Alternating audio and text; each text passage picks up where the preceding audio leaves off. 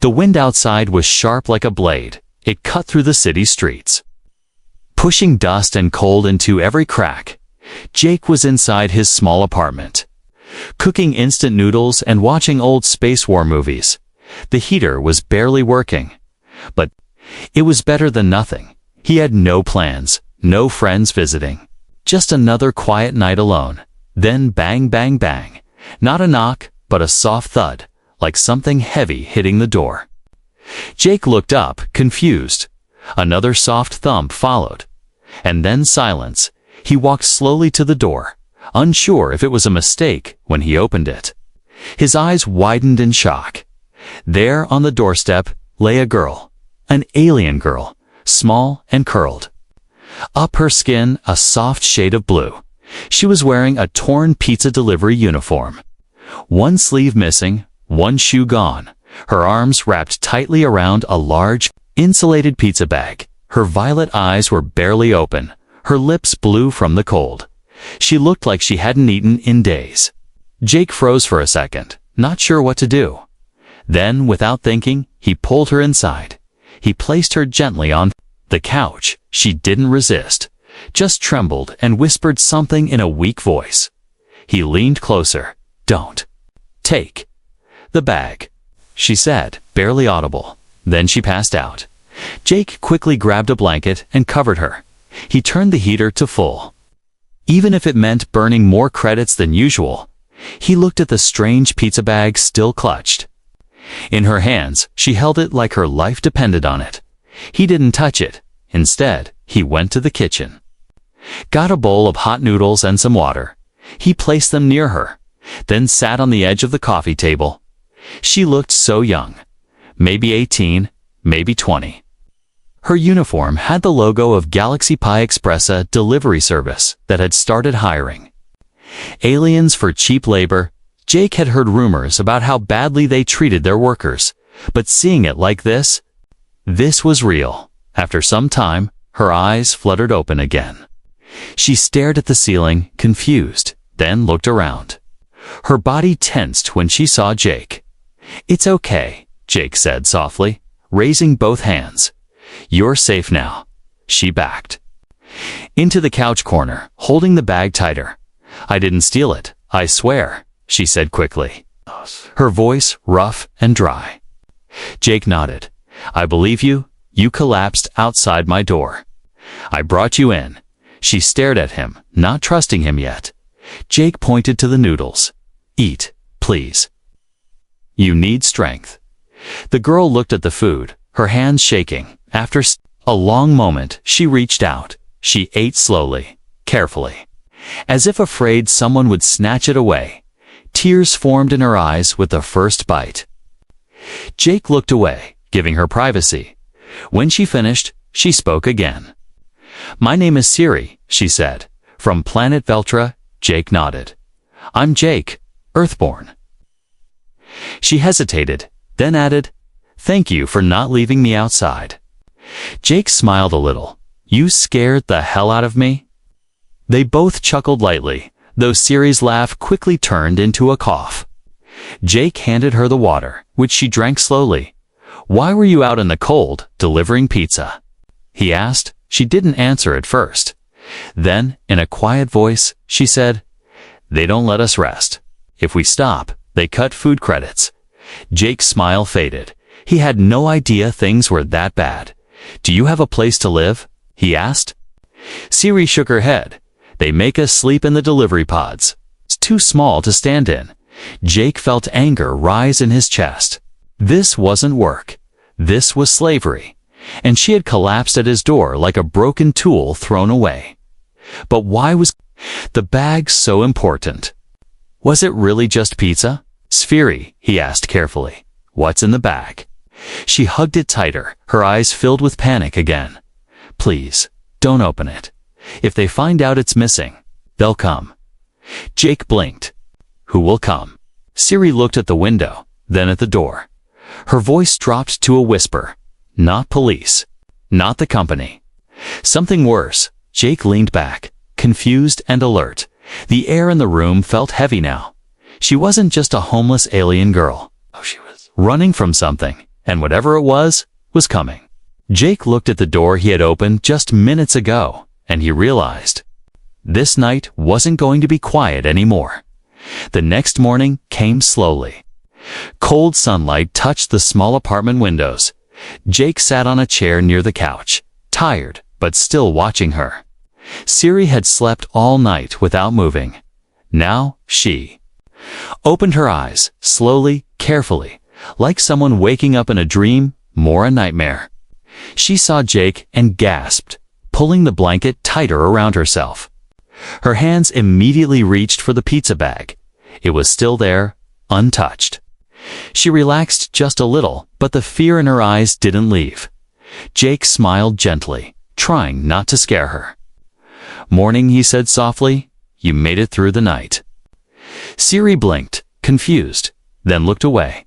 She didn't say anything. Instead, she sniffed the air. Jake had made toast and eggs. "I made extra," he added. "You're probably still hungry." He placed a plate on the coffee table in front of her. Siri didn't move at first. Her hands gripped the pizza bag tighter, her body still on high alert. Jake watched her carefully, then spoke in a calm voice. "I'm not going to take the bag," he said. "You have my word." She looked at him, her eyes full of doubt. Then, slowly, she moved one hand away from the bag and reached for the toast. She took one bite, then another, and suddenly began eating fast, like she hadn't had real food in days. Jake didn't interrupt. He just sat quietly and let her eat. After she finished, she wiped her mouth with her sleeve. Her eyes were still sharp, still watching Jake carefully. "Why did you help me?" she asked, her voice flat. Jake shrugged. "Because you needed help." She didn't believe him. "No one helps without a reason," she said. "Not on this planet." Jake frowned. "Well, maybe I'm not like most people." Siri looked down, silent for a while. She seemed unsure if she could trust him. Then she said something that surprised him. "I thought you were going to sell me." Jake's eyes widened. "What? Sell you?" She nodded slowly. "Most humans who find us do, especially when they see the mark." She pulled her collar down just a bit to reveal a barcode burned into her skin, glowing faintly. It was deep, permanent, a mark of ownership. Jake stared at it, horrified. "Who did that to you?" "Galaxy Pie Express," she answered. "We're not real workers. We're owned." Jake stood up and started pacing. He was angry, more than angry. "How is that even legal?" "It's not," Siri said softly, "but we're aliens. No one cares." She hugged the pizza bag again, as if it were her only shield. Jake sat back down, calmer now. "What's in that bag?" he asked again. Siri shook her head. "I can't tell you. It's not safe." "Safe for who?" Jake asked. "Me? You? The whole planet?" She didn't answer. She just stared at the window, her voice barely a whisper. "They tracked it once before. I barely escaped. They'll come for it." Jake sighed, trying to think. He couldn't throw her out. Not now, not after what he knew. But he also didn't want strangers or aliens coming to his house looking for a glowing secret. He needed more answers. "Okay," he said finally, "you don't have to tell me what's in the bag. But I need to know one thing." She looked at him slowly. "Are you in danger? Or are we in danger now?" Siri closed her eyes, then nodded. "Yes," she whispered. "Both." Jake rubbed his face. Already tired, and it wasn't even noon yet. He glanced at his communicator.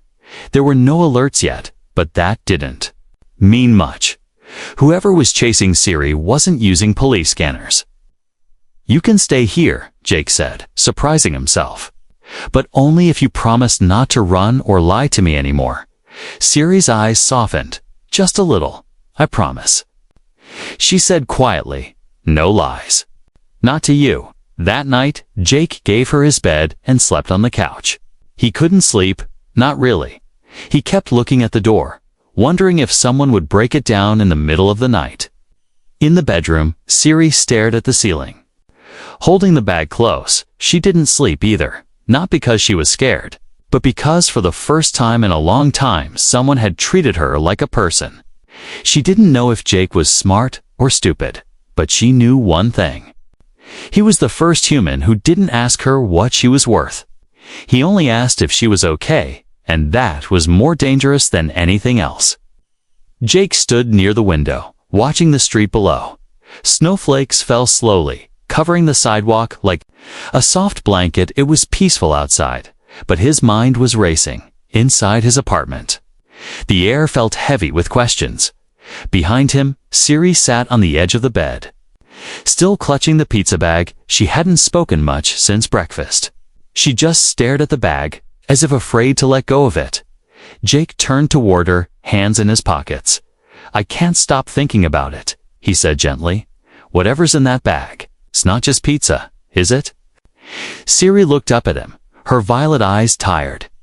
She didn't answer right away. Instead, she slowly opened the flap of the bag, revealing a second layer inside. It was thick, metallic, and glowing faintly with soft blue light.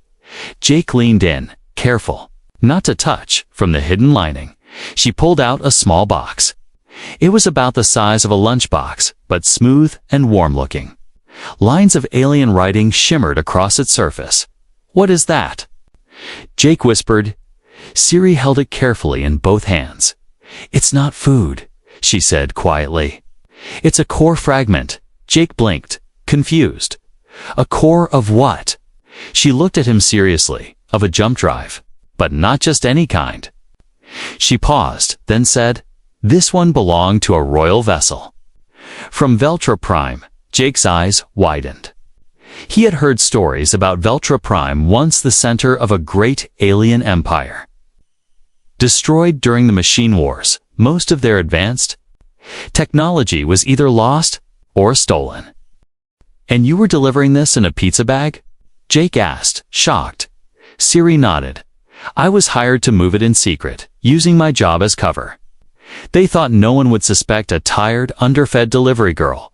Jake sat down slowly, trying to understand this thing. "Why is it so important?" Siri placed the core fragment on the table, but her hand stayed near it. "It holds a map," she said, "not just stars, but energy signatures, old travel paths of ships that use dark matter routes. Anyone who controls this could jump anywhere." Jake stared at the glowing box, his heartbeat rising. "And you're being hunted for it?" "Yes," she said softly. "They want it back, but I was tired of running. I was tired of hiding, so I came here." Jake frowned. "You came to my door by accident." She shook her head. "No. I tracked kindness," she said. "You tipped me extra once. Last month." Jake was stunned. "That was just a couple of credits."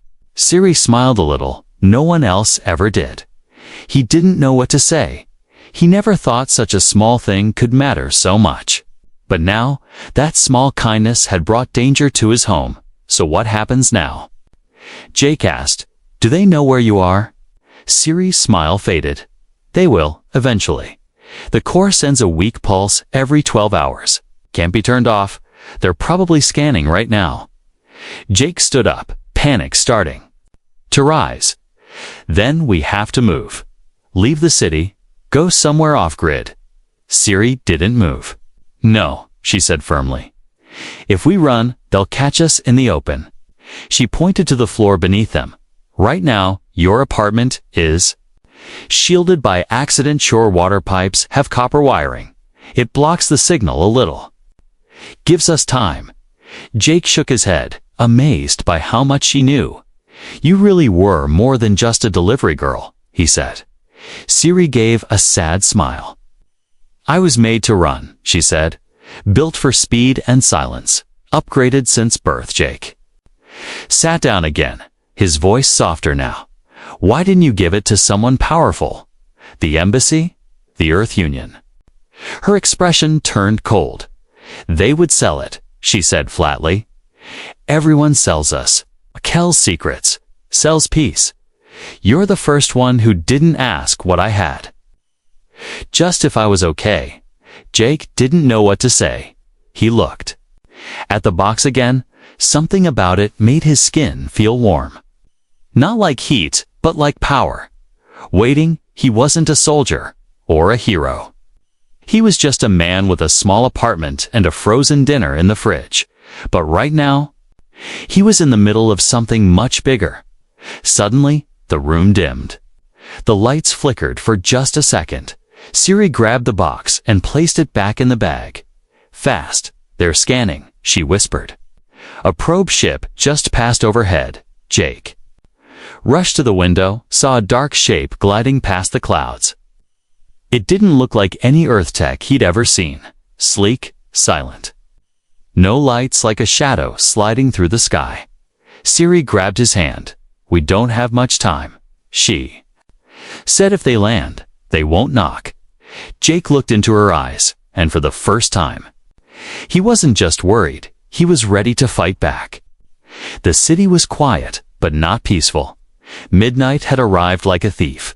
The wind had stopped, the snow had settled, and the streets below were silent, but Jake couldn't sleep. Neither could Siri. She sat near the window, eyes focused on the sky. The lights in the apartment were off, the heater set low to avoid drawing attention.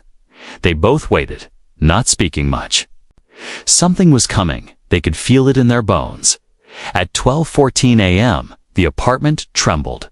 Just slightly. Jake looked out the window and froze.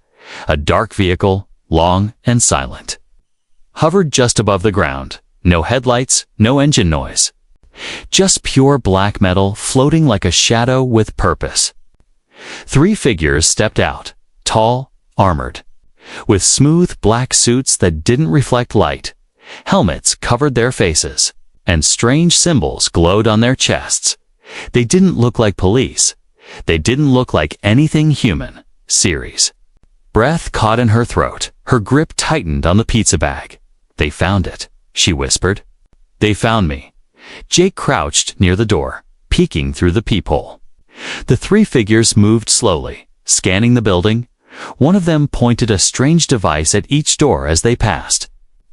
When they reached Jake's door, they stopped. Soft knock came not with a hand, but with the side of a device. Tap, tap, tap. Jake didn't answer, didn't move. Siri crouched behind the couch, holding her breath. Then came a voice, cold and smooth. "Delivery audit," it said.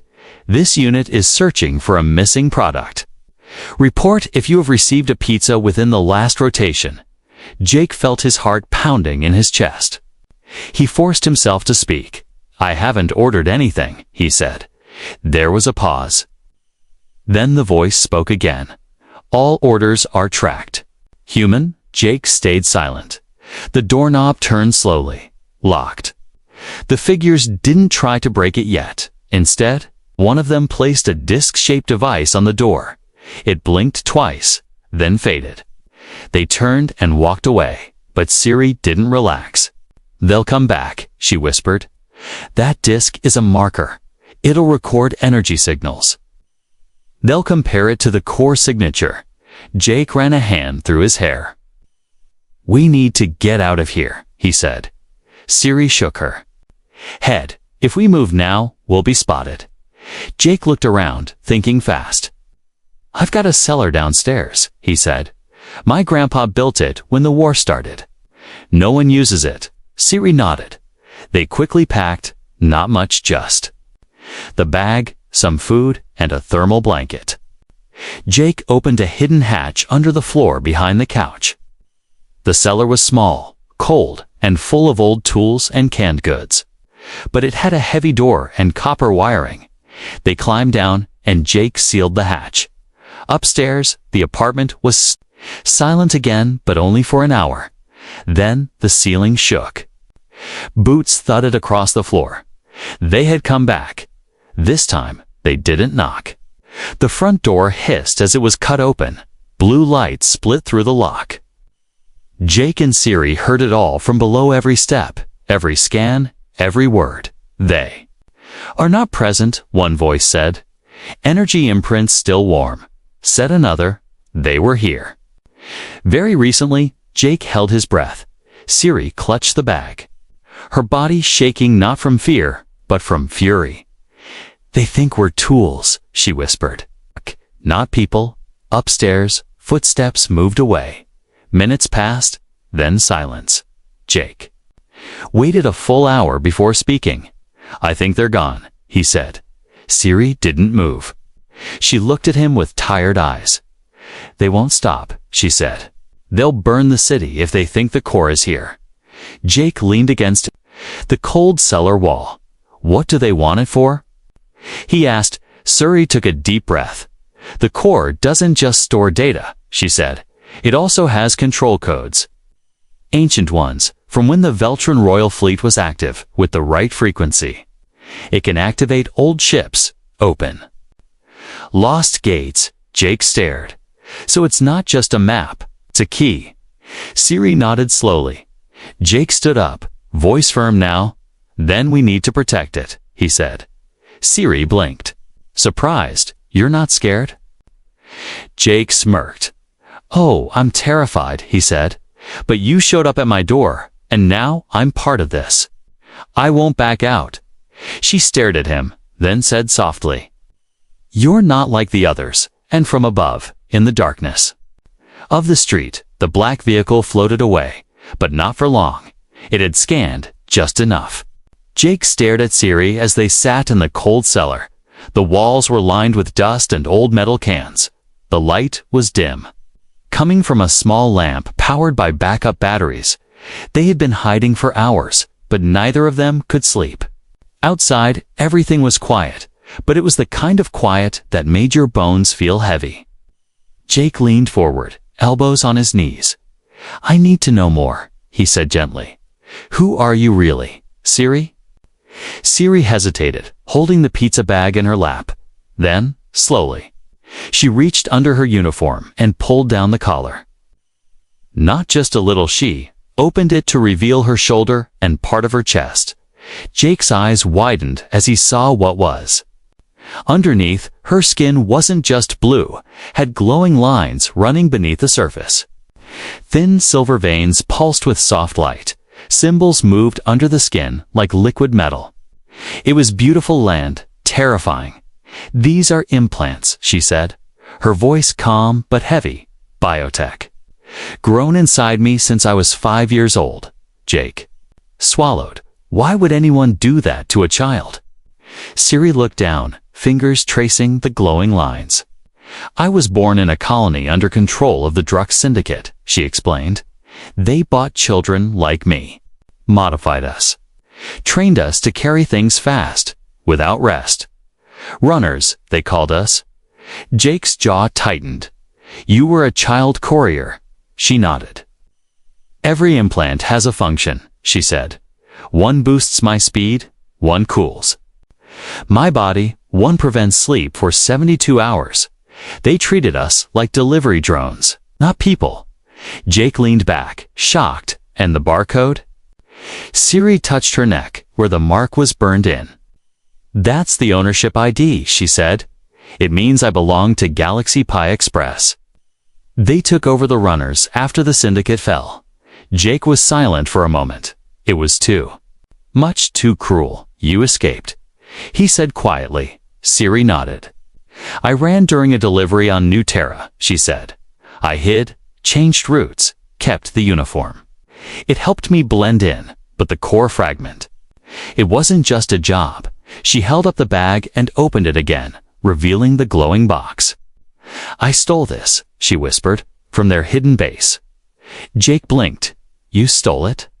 I couldn't let them have it, Siri said, eyes fierce. With this, they could track rebel hideouts, disable old defenses, even hijack ships mid-jump. Jake stood and started pacing the small space. You said it's a key, he said. Does it work with anything around Earth? Siri looked unsure. I don't know, but I think there's a Veltron gate buried near this city. An old one, shut down after the collapse, if the core connects. We might be able to jump somewhere safe. Jake stopped pacing. You're thinking? Of leaving Earth. Yes, Siri said. It's the only way they'll stop chasing me. Chasing us. Jake looked at her, at the implants, at the fire in her eyes. He didn't know how this happened, how a cold pizza delivery turned into a galactic escape plan. But now it was personal. They had come to his home, invaded his life, threatened someone he protected. What do we need? He asked, voice steady. Siri smiled. The first real smile since she arrived. A vehicle, one with deep scanners, old tech, not networked, and time at least 2 hours without detection. Jake nodded. I know someone, he said. He owns an old hover truck in the scrapyard outside town. He owes me a favor. Siri stood slowly, stretching her tired limbs. The glow under her skin faded slightly as she focused her breathing. Jake noticed something else, now small. Circular scars along her arms and legs. Are those from training? Uh-huh. He asked. No, she said softly. They're from punishment. When I failed a delivery, Jake felt sick. No one should live like that. He muttered. She looked at him, voice quiet but strong. I just want to live free, she said. Eat when I'm hungry. Sleep when I'm tired. Choose where I go. Jake nodded slowly. Then let's get you that freedom. They packed quickly. Keeping the core hidden deep in the bag, Jake grabbed his old coat, a thermal blanket, and a shock blaster he had stored from his military days. Siri looked at the weapon and nodded with approval. You know how to use that? She asked, barely, Jake admitted. But I can point and shoot. They climbed out of the cellar. Moving fast and quiet, the apartment above had been ransacked. Furniture flipped, drawers emptied, but the invaders had missed the hatch under the couch. As they stepped outside into the cold night, the wind howled again. But this time, Jake wasn't afraid. He had a plan, a friend to call, and a reason to fight. And by his side was a girl with glowing skin, speed in her blood, and a stolen key to the stars. Whatever was waiting for them out there, they would face it together. The city lights faded behind them as Jake drove the old hover truck through back roads. The vehicle shook with every bump. The engine coughed like it was on its last breath. But it flew just enough to keep moving. Siri sat beside him, silent but alert, her eyes scanning every shadow they passed. Jake had contacted his old friend, Rook. Earlier that night, a scrapyard mechanic with no love for rules and plenty of secrets buried under old machines. Rook owed Jake a favor from the war days, and tonight, Jake called it in. They had picked up the truck from behind the junkyard wall. No digital ID, no trackers, no connection to the city net. Exactly what they needed. Siri held the pizza bag on her lap, like a treasure box. Inside, the core fragment pulsed with soft light. Every few seconds, it let out a faint, humberly, audible but enough to keep her tense. If they scan from orbit, they'll catch it. She whispered. Jake nodded. Let's just hope this thing's old enough to look invisible. The truck flew low across frozen fields, heading toward an abandoned Veltron outpost buried in the forest. Siri had found its coordinates inside the core's data. It was shut down centuries ago, but if it still worked, even a little, they might have a chance as they neared the forest. Jake slowed the vehicle. This place used to be a military zone. He said, we called it dead ground. Siri stared at the thick trees. The Veltron built hidden tunnels here, she said, before your kind ever knew.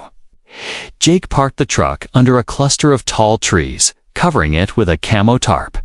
They walked the rest of the way, the cold air biting at their skin. Snow crunched under their boots, and the night felt too quiet.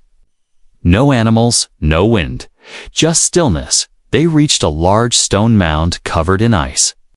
Siri knelt down and placed her palm on the ground. The lines on her arm glowed, reacting to something deep below. A low vibration began to rise, and the ground trembled softly. Then, a hatch slid open with a hiss, revealing a staircase going down into darkness. Jake raised his weapon. After you, he said, half joking. Siri went first, lighting the way with the glow from her implants. They walked down metal steps covered in dust and silence. At the bottom, they entered a narrow hallway, walls covered in strange writing. Veltron tech lined the sides, still humming faintly after all this time. "This place is still alive," Jake whispered. Siri smiled. "Barely," she said, "but maybe enough." They reached a control room, round and deep, with a large pedestal. At the center, Siri placed the core on it, and lights flared to life. The room filled with soft blue glow as a holographic star map lit the walls. Jump gates, energy lines, old travel routes, some leading beyond known space. "This is it," Siri said, her eyes wide. "We can leave. Jump to a rebel zone or lost colonies somewhere safe." Jake watched in silence, amazed. But just as hope returned to the air, something else arrived. A sharp beeping sound from the core. Siri's face dropped. "They found us," she said. The signal was traced. Jake grabbed his blaster. "How long do we have?" "Minutes," she said. "Maybe less." They heard it then, distant footsteps, metallic, echoing through the tunnel behind them. Jake ran to the hallway and saw shadows moving, fast and smooth. They're already inside. He shouted, "Siri!" Worked fast at the pedestal, her fingers moving over alien keys. "The gate is charging," she said. "I need more time." Jake aimed his weapon at the tunnel. Heart pounding, 3 armored figures stepped into view, the same kind that came to his apartment, only this time they didn't speak. They raised their weapons, and Jake fired first. Blue light exploded down the hall, lighting the walls with bursts of energy. Jake ducked, moved, and shot again. One enemy fell, but the others kept coming.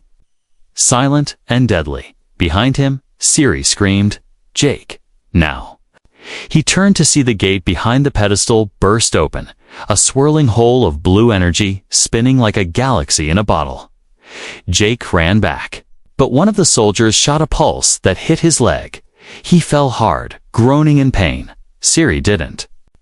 Think, she grabbed the blaster from the ground, aimed, and fired with perfect precision.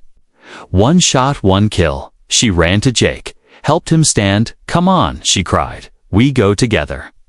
They limped toward the gate, the last soldier charging. Behind them, just before they jumped, Siri turned and threw a small, round device. It hit the floor and exploded in a wave of EMP, frying everything around it. They leaped into the swirling blue and vanished. The gate shut behind them with a loud hiss, leaving only silence in the ancient Veltron base. Jake hit the ground hard. His body rolled over stone and dust, then stopped in the middle of a glowing cave. His leg burned with pain from the shot. But he was alive. Beside him, Siri landed smoothly, her body built to handle the impact. They had made it through the gate, through the trap, through everything. The cave around them shimmered with light from strange crystals. Above, the sky was dark purple, and twin moons hung low. They had jumped to another world, far away from Earth, far away from danger. Or so they thought. Siri looked around quickly, scanning with her implants. "This place. To Veltron's safe world," she said. "It was locked away long ago." Jake coughed, sitting up. "I'll take locked away over chased by space." "Assassins," he muttered. She laughed softly, then leaned over to check his wound. "You're lucky," she said. "The blast only burned muscle." Jake winced. "Still hurts like fire." She reached into the bag, pulled out a small healing patch, and pressed it on his leg. The patch lit up and began to hum. "You'll walk again in a few hours," she said. Jake looked around at the cave and the sky. "This place is beautiful," he said. Siri nodded. It was made for refugees during the final days of the Empire. They stepped outside the cave and saw ruins, old Veltron buildings covered in vines and moss. But some of them were still powered, still glowing. Strange birds flew across the sky. and soft winds carried the scent of flowers Jake had never smelled before. They found shelter inside a large dome. Half buried in the hillside, inside it was clean, warm, and had old machines that still worked. Siri placed the core on a platform at the center. It lit up again, connecting to the old systems. Then something unexpected happened. A voice echoed in the room. "Royal access detected," it said, preparing emergency broadcast. Siri stepped back, shocked. "I didn't activate anything," she said. Jake stood beside her as a hologram. Formed in the air, it showed her face, her barcode, her file. And then something strange. A seal, one that marked her as Veltran royal property. "Wait," Jake said slowly. "You were owned by them, but also registered to their royal line." Siri looked at the hologram in disbelief. "My mother must have." "I never knew," she whispered. "She must have worked inside the palace before the collapse." The system continued speaking. "This unit will now broadcast 2 surviving Veltran nodes." Jake stepped forward. "Wait, what does that mean?" Siri turned to him, wide-eyed. "It's sending out a signal." To every Veltran tech still listening, a soft hum filled the air. Then, from the sky, beams of light shot into space, like flares, like beacons, and somewhere, far beyond that. Purple sky, old machines woke up, ancient ships drifting in space, hidden satellites. Broken gates all began to glow. The broadcast reached them, called them to attention. And a message echoed through the stars. "The girl is alive." Back on Earth, the black-cloaked agents watched the screen flicker. They saw her face appear across dozens of systems. They realized their worst fear had come true. She had survived. And now, the galaxy knew. Across distant colonies, rebels saw her face and whispered her name. Veltran survivors lit candles and stared at the stars with tears in their eyes. And among the war-torn planets, hidden resistance groups smiled because they knew. The message meant hope. Jake stood in the center of it all, speechless. "You just woke up a sleeping empire," he said slowly. Siri looked around, unsure if she should feel proud or terrified. "I didn't mean to," she said. "I just wanted to survive." Jake smiled. "Sometimes surviving is the greatest rebellion," he said. "And sometimes the galaxy needs a girl with a glowing bag and a brave heart." They sat outside the dome, watching the twin moons rise together. Siri leaned her head on Jake's shoulder. "I never imagined it would end like this," she said. Jake laughed. "It hasn't ended. This is just the beginning. They didn't know what tomorrow would bring. Maybe more enemies, maybe more running. But now, they had a voice, a place, a chance. And somewhere far above, an old fleet stirred awake. Ships built by forgotten kings, now listening to the call of a homeless alien girl who had once collapsed at a human's door.